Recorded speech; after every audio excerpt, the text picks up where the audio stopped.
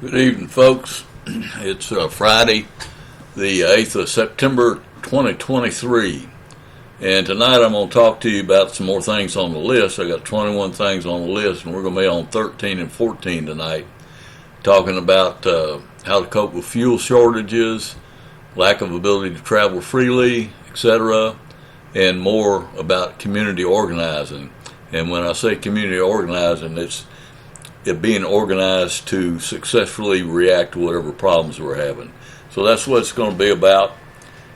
Stay tuned. I'm fixing to switch to my Word document so we can all look together. Give me just a moment. Okay, I'm back with you, and to remind you, for folks who hadn't seen me before, I'm Travis D. Samora. Let me turn the screen up a little bit so you can see all my bald head. And I'm talking about Reality Awareness Group and Transformative Action Goals. And what I mean by reality is, know what's going on, you got that. But on transformative action, we're talking from uncertainty to clarity and from fearful to determined and confident. My history's there. I'll try to scoot it up so you can read it if you want to. Houston Police Department, 25 years. Had great opportunities there, worked a lot of different things, and was also on some federal task forces. Worked 2 counties in Texas for a total of 4 years. Then I spent 3 years, basically 08, 2010, and July 13 and March 14, in Afghanistan, embedded first year with the National Guard, but the other 2 years with the regular U.S. Army, working with Afghan police in the field. And got some observations about that, particularly relative to how the Afghans lived with no electricity, and they were in a total state of chaos most of the time. So that's why I got that on there, and that's what I'll be referencing. I'm going to slide down here. Oh, one thing on the scripture, Philippians 4:13, I can do all things through him who strengthens me. That's through Christ who strengthens me. And as we talk about the things that can go on in this world and the troubles we might face, are those just words on paper? Are they? Or are they things that you can put in your heart as a basis on which to move forward in chaos? So it's either just going to be some words on the paper that don't really mean much, that doesn't really apply to me, or it's going to be things we can put inside of us, build resiliency, and that resiliency is knowing I can do all things through him who strengthens me. Okay, and you'll hear me talking about resiliency almost every time. We've gone through these other topics. I'm going to move on down here to 13 and 14. And these 2 topics, I could spend a couple of hours on these, but I'm not. I'm going to try to keep it to like 20 minutes. But how to cope with fuel shortages, lack of ability to travel freely, and permission to travel may be based on your ESG score.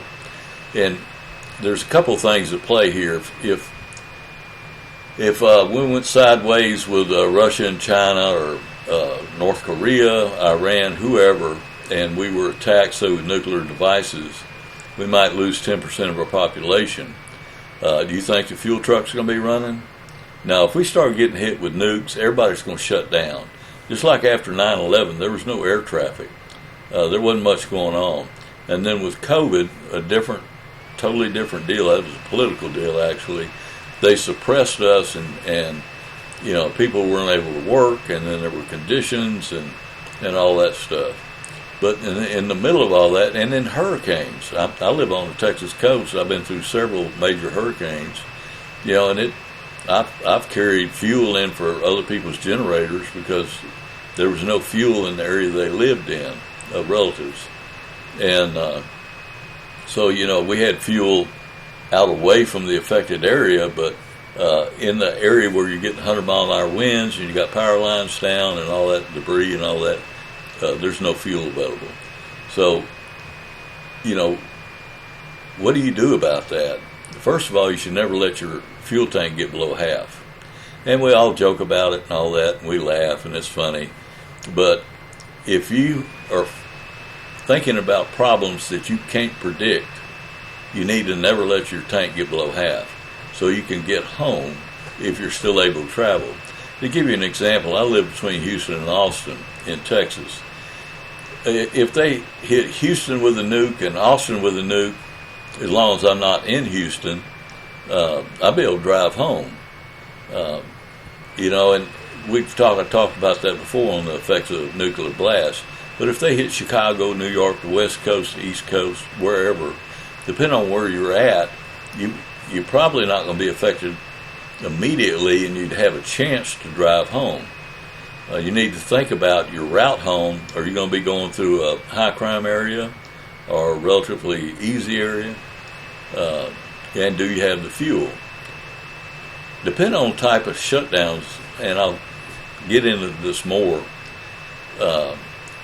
some of the World Health Organization rules are, and some of the countries have essentially signed their sovereignty over, including the United States through the current regime, is that if the World Health Organization declares a pandemic, then they're going to take over how daily activity goes. Like, you may not be able to travel. They may tell you have to stay in your house, or you can only travel to the grocery store. They're going to put out some kind of rules. And the current regime and the occupiers of the White House they're trying to work with the World Health Organization and accept this oversight by the WHO, so they can dictate how our behavior will be. Like, you're supposed to wear a mask and 6 feet apart. That's the simple stuff. But the other part, they'll be regulating travel and those type of things. All that ties in. China's real strong on the ESG, environmental, social, and governance score. And like I'm making this, and I'm saying, I don't respect the WHO just based on that. If I was in China, I'd be given a negative score. Might not be allowed to leave my house. And so that stuff is real, and the WHO and the current occupiers in the White House are agreeing they like those kind of guidelines, and they want to implement that. So be aware of that. If you're not aware of that, get on rumble.com, some places like that, brighteon.com, and take a look around in their search engines, like in rumble.com. Put in WHO agenda and see what comes up. Kind of pick and choose who seems the most articulate speakers on it. It's getting harder and harder to Google things and get real answers, but take a look at that stuff. Don't be ignorant. If this stuff starts to happen and it's impacting your life, you're going to be really embarrassed if you don't have a clue about what's going on. You need to get informed. Do I think we're going to have a food shortage next week? No. But over the coming months, most likely. They planned this pandemic that's coming up. They started telling high government officials across, like TSA type people and all that, a couple of weeks ago, that September 15th they're going to start re-implementing masks and other COVID safety procedures. There's no COVID pandemic going on, but they're going to start one. They're going to say, we have one. And so you need to be aware of this. This stuff leaked out, and people were telling different alternative media type folks about it, like Alex Jones. I have a hard time listening to Alex very much, but he has good content. He's accurate, and some of the people he has on in interviews are just outstanding. There's Mike Adams with brighteon.com, Maria Z, an Australian journalist, and they put facts out. And they don't put stuff out that they haven't cross-checked. Trust but verify. They don't just talk. Alex is the most colorful, but some of these other guys, they're plain spoken. And Maria Z, she just nails it. That's Z-triple-E.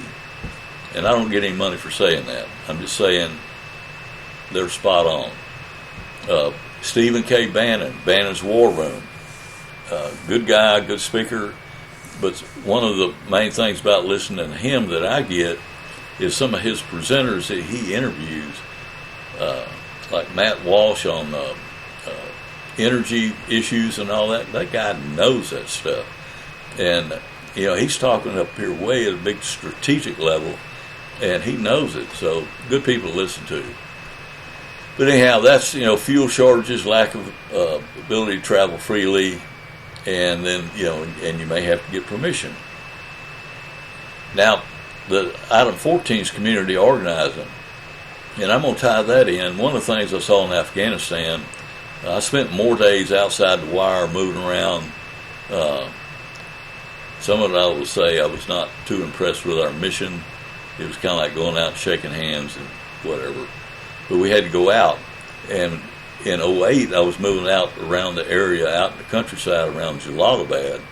And if you went along any distance at all, you would come up on a checkpoint. We might be on a dirt path of a road, but they'd have checkpoints. There might be kids holding a rope tied across the roadway, and then half a dozen guys standing over here with AKs that were the local militia or border police or whatever, and they were standing there, and you didn't get through there unless they let you. Now, they could see who we were. We were in up-armored vehicles and all that, so they, the kids would drop the rope, get out of the way, and, guys would look at us as we drove by. But if you were just a person in a Toyota Hilux driving through there, they would stop you and see who you were and where you were going. And that was their form of community organizing. They're living in a combative lifestyle. You had the Taliban and you had the Afghan government forces. There was infiltration back and forth and all that kind of stuff, but just consider for this point of discussion, you had the Taliban and you had the government forces. The community had to organize together in a very local sense, not across the whole province, but in their little district, their little community that might be 5 miles across. And they didn't let anybody come into that community or out of it without them seeing and kind of looking at them and giving them the okay. And they had resources. And there were medically trained people scattered around Afghanistan. Don't think everybody there was uneducated. Now, 75% of the males that I dealt with could not read and write. In the Afghan police, if you could read and write, they made you a sergeant right off. And so, they weren't real educated as far as book learning, but they knew how to organize their communities and maintain their own welfare. Now, there were some medically trained people. There were people that come through when they were harvesting that had thrashers for the wheat, and different things. So they were really good at doing that. And one thing is just a little side note here is we were driving around and particularly going down in toward Tagab, we'd leave Bagram and go out north and then northeast and then kind of southeast. We were about 35 miles by road to get to where I spent quite a bit of time in '08. And there were places where there were these big steel structures for high voltage electrical lines, the big metal towers. And you look and the wire, get my hands in the screen here, where cables were cut off about this far out from the insulators. And what happened, the Russians had helped make sure they had electrical power everywhere. They had hydroelectric generating dams and lakes, and they were spreading electricity around Afghanistan. You drive around in Kabul, you see these very nice terrazzo tile type big swimming pool areas, and there have been 5-star hotels, and you could swim there, you could do all this. You look back at the 1960s National Geographic magazines, and it was a great place to go visit and see the people and how they lived and everything. They were building everything up, and it looked great. Well, the communists tore all that down, and then after the Russians left, they did build some things back up, and then the Taliban just, you can't listen to music, you're not going to have electricity, we're going to live the old way, and they tore all that down. So as a people, they had to get organized, see what their obstacles were, and learn how, to effectively support each other. So if they had something went down, they would take care of each other pretty well. There were some scoundrels, but overall the people would take care of each other. You know, so on this community organizing, you got to think about what the outcomes are going to be, your obstacles, reality, and then what's a community. I live out in the country. I've got 2 neighbors that are close, so we're a core part of our community. We all have radio communications, little family radios. I just passed my ham test, and I just got my number, and so I'm going to be communicating on ham radios. But we've also had community meetings where the people got together and we, at least got to know each other. There wasn't talk about prepping. I might say, hey, I've got some chickens, and they said, well, we do too. But there was no one talking about, well, I have chickens for prepping, and I'm gardening because I'm prepping. But we just got to know each other. The benefit of that is if something goes down and they see me coming up there, oh, that's Travis. I met him over at Scott and Leslie's house. He seemed to be okay, and he said if you ever need anything, he'd help out, And if you tell each other that, it is somewhat reassuring. I've got some other folks up just north of me I've met, and I'm going to go meet them again, invite them to my house for probably like a little coffee and brunch out in the yard type thing, get to know each other a little better. And I am going to talk to them a little bit about the prepping. So, but what if you don't live in the country like I do? Say you live in an apartment project. Try to get to know some of your neighbors. And you can feel them out a little bit, like, do you ever store up food? They're going to know you're talking about prepping. If they're prepping, then they're going to respond back. You have to feel each other out a little bit. And you might say, like, I'm a registered nurse. I'm not, but if I was a registered nurse, say, like, I'm a registered nurse, or I'm a licensed vocational nurse, and I know how to do first aid, or I'm a paramedic, whatever. And, then they'll know that you can help them out with medical. And then if you need a gallon of water or a can of pork and beans or something to get through the day, say, I'll treat your medical problem there. You mind giving me a can of pork and beans or something, a can of Spam, something. I'm trying to make a little fun out of that. But get to know your people. Like church. I go to a church. There's 700 and something people there every Sunday, 2 different services. But that church is 9 miles from my house. Do you think I'm not going to be going to that church if we have there's no fuel available, and we've had some, there'd be 6 checkpoints between here and that church, and how am I going to get the fuel to drive there and back? I might have it in my truck today, but if I drive over there and back too many times, I'm going to be out of fuel, and to what benefit? And this particular church I go to, they broadcast their service live online. It's recorded. So if they were still having a service and there was internet still available, then I could watch that service online. But, that's what I've got here. Get organized with your neighbors, your block, your church, but it needs to be close, very close, within walking distance. I walk 3 miles every day. Okay, that's 1.5 miles out, 1.5 miles back. Now, I could walk twice that far, wouldn't be much of a problem. I put my Camelback on because right now it's hot. I just checked the weather a moment ago. It was 103 with 108 heat index. Now, I don't go out. I can choose not to go out when it's that hot, but it was like 86 degrees this morning when I did go walk. But the point is, okay, say, well, I can walk 3 miles, so that's 1.5 miles out, 1.5 miles back. That means your radius of operation is going to be 1.5 miles out. Or if you're real comfortable walking 6 miles, then your radius is I can go out 3 miles and back. 3 miles is a long way to go, because even out here in the country, if I was to walk 3 miles, I'd be walking past easily 20 houses. That's on the pretty sparse area. Now, I'm not sure all 20 of those people want me walking by. You picking up what I'm putting down? You got to think about those kind of things. if you're organized, and I want to expand this community organizing idea. I think we should be having Zoom meetings. We could even have community meetings.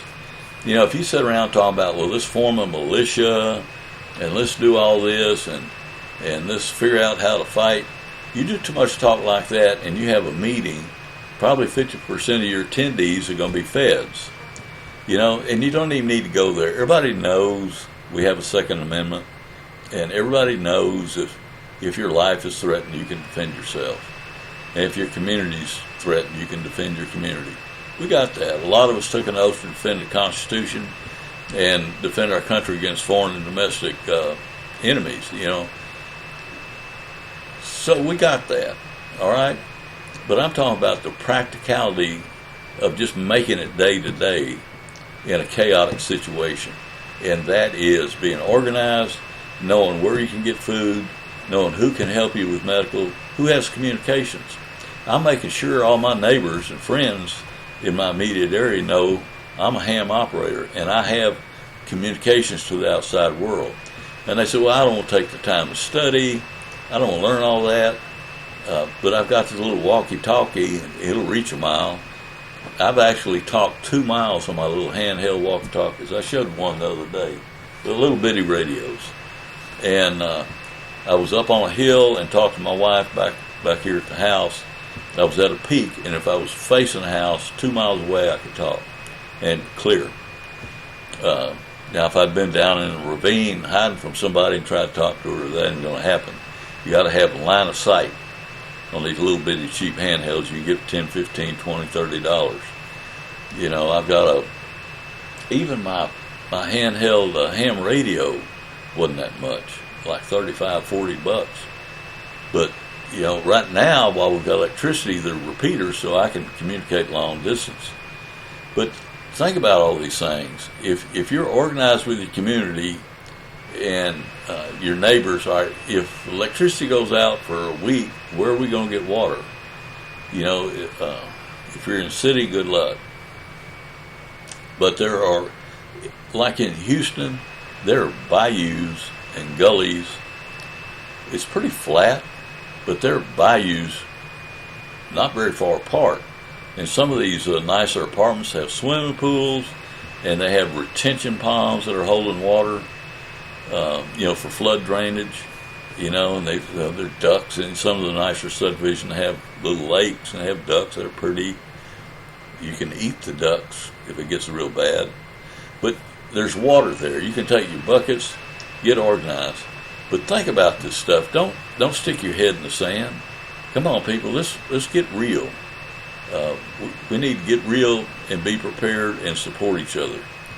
And keep thinking about that verse. I can do all things through him who strengthens me. Is it real? Let's make it real. Okay?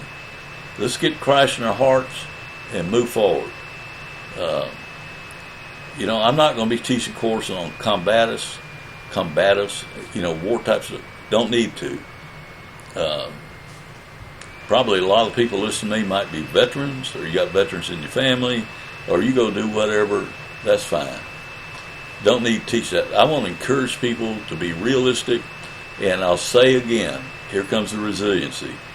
If you think about this and plan for it in your mind, look at this, look at some of these other people I'm talking about. Look at Mike Adams on Brighteon and naturalnews.com, Maria Z., Stephen K. Bannon, Sam Faddis on Substack, I think, and Michael Yon, Y-O-N, Michael Yon.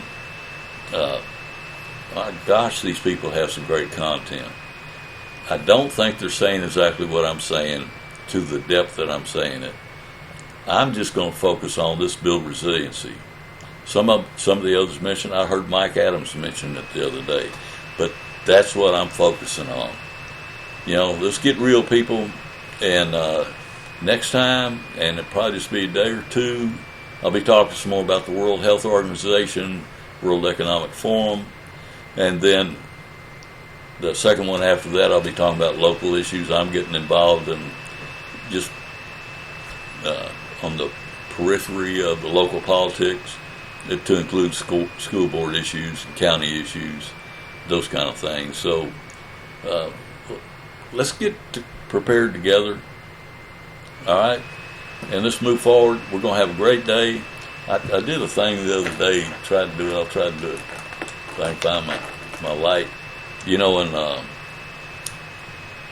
the movie where they used the red light to change everybody's life. I'm going, okay, look at the red light. Okay, can you see it? All right. Now you know that you're a wonderful person. You're going to get mentally prepared. We're going to move forward together, and everything's going to be all right. Y'all have a good day.